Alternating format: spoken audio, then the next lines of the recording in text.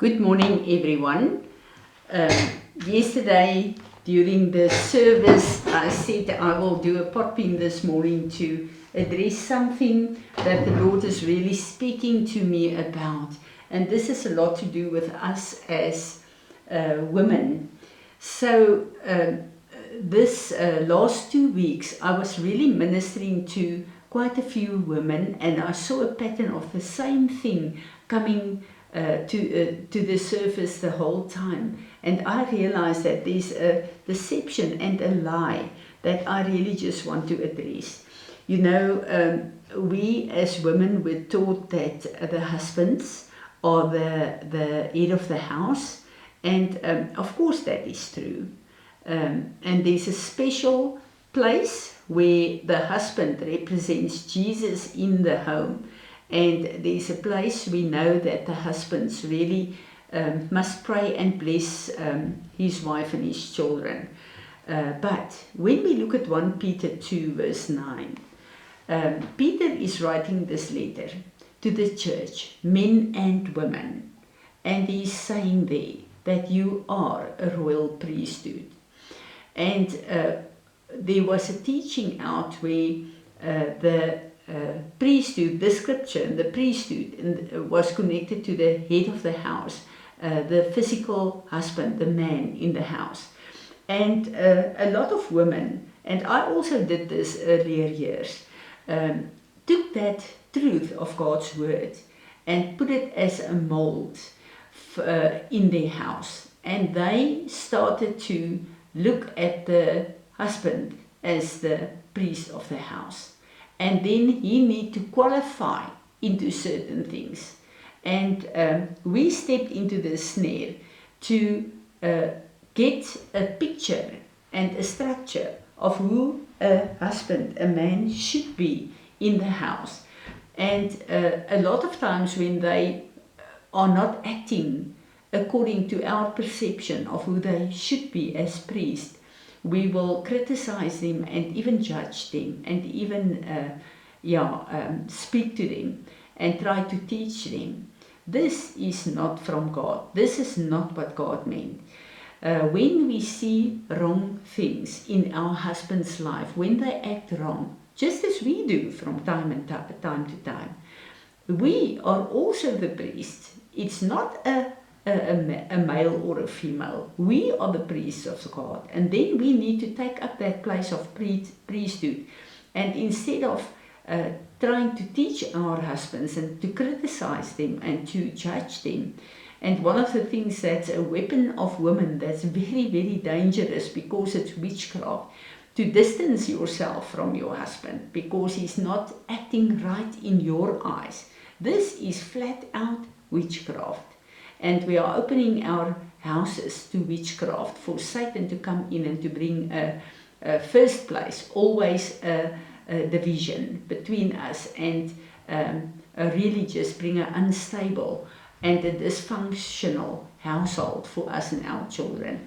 So we need to understand that when things happen in and through our husbands, that's not right according to the Word of God.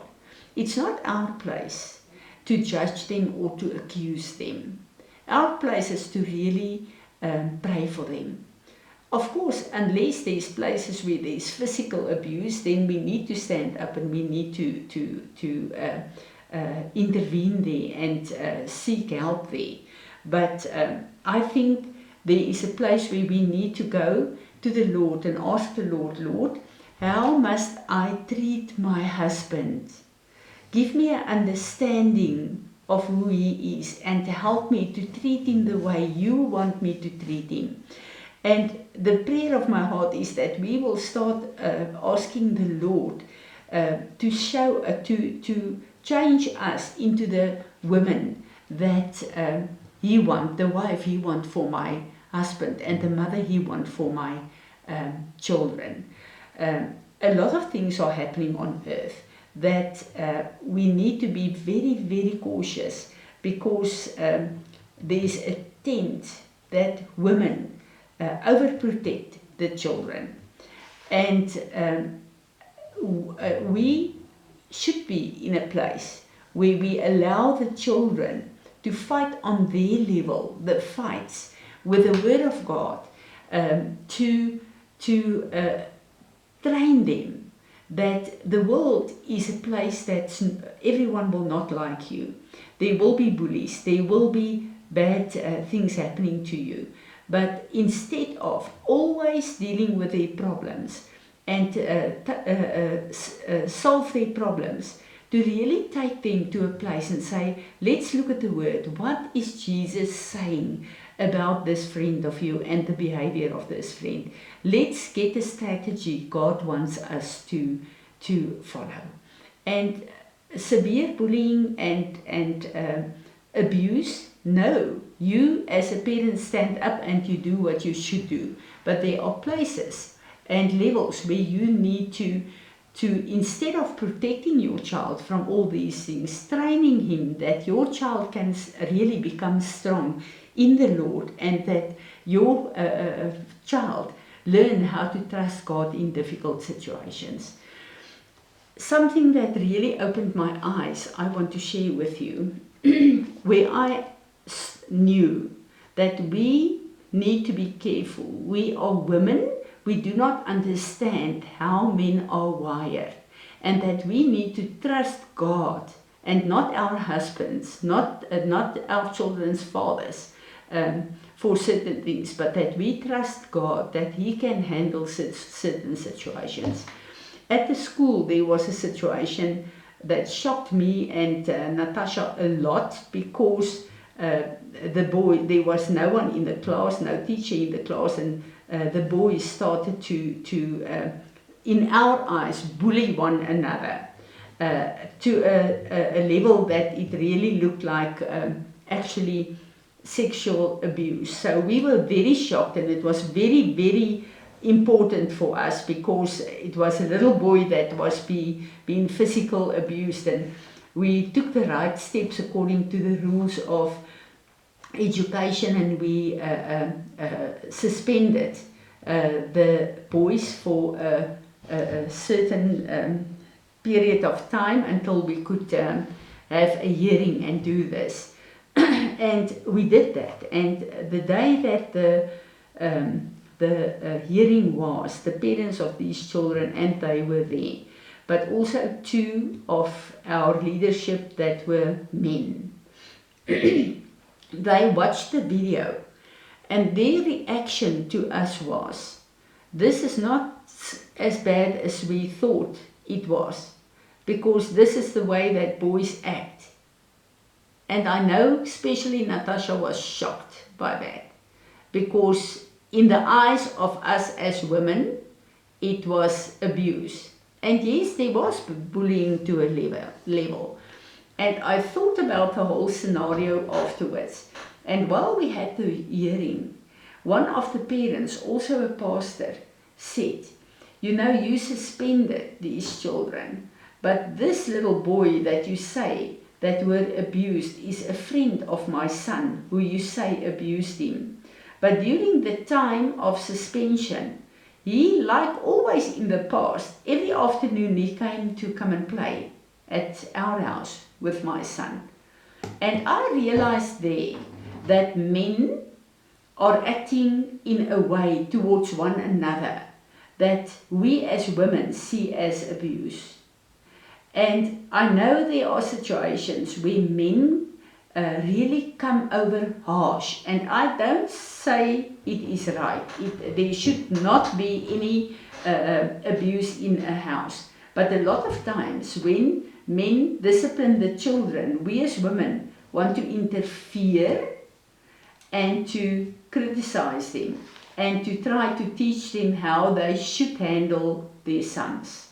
And I think we need to be very careful here, because if your husband is a born-again child of God and a godly man, I think we can trust God to handle and to guide the husbands to have the relationships with their sons as boys and men usually have.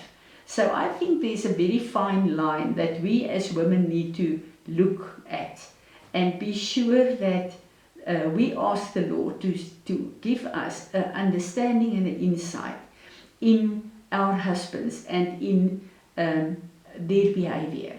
They are not wired to even serve the Lord the way that we do. They are not wired to relate to our children like we as women do. And I pray that the Lord will give us all a revelation in this, and that we will come to a place where we trust God. When we see things that's according to our understanding wrong, go to the Lord and pray, and give your husband and your children to the Lord, and ask the Lord, Lord, help me to honor and respect my husband, and not to try and train and to teach them. So what is very important is to know that the Lord said, when we are born again, we need to be transformed in the image of Jesus, not into the image of one another. So I really want us as women to lay ourselves on God's altar, but to give our husbands and our children back to God as well, and to ask the Lord to teach us to relate to our husbands in these difficult areas in a way that He wants us to relate, but never to step into this thing that the enemy used for division and for an unstable household, to try and teach our husbands. And more than that, when we think he did wrong, to withdraw and to have this mask, everything is right, but there's absolutely ice cold atmosphere in the house. And that brings more harm to our children than when we think that our husbands treated our children wrong. The biggest problem in children's lives is the relationship that the mom and dad had in the house. If that loving connection and the loving security between a mom and dad was not there, that is what bring fear into the children's lives. Not what we a lot of times think is harsh treatment from parents. The love of the husband and the wife and that unity is the security our children need, because that is the love of Christ. That is the life of God being shown and released into a household. I really pray that the Lord will help us to, in this time before Pesach, to examine our relationships. And I will do a pot bean for the men as well. So men don't feel, yeah, that's good, the women need to change. We all need to change, men as well. So let's take this place where the Lord is bringing a highlight to work in our lives. Let's bring it before the Lord, and let's humble ourselves and ask the Lord to help us to really respect our husbands the way that He created them. We as women need to understand that God said to the men, you need to love your wives, because they are not naturally tending to understand love. They need to change to love us. But He comes and He says to the women, you must respect your husband, because it's difficult sometimes for us to humble ourselves and respect our men for who they are, because we have our own image of who they should be. Father, I pray that you will help us as women to respect our husbands, Lord, and Lord, to be the intercessors in our relationship that will pray and intercede with a humble and an upright heart, Lord, for places where we see that they are outside of your word. But I pray for a true restoration in marriages and in families in this time, in Jesus' name.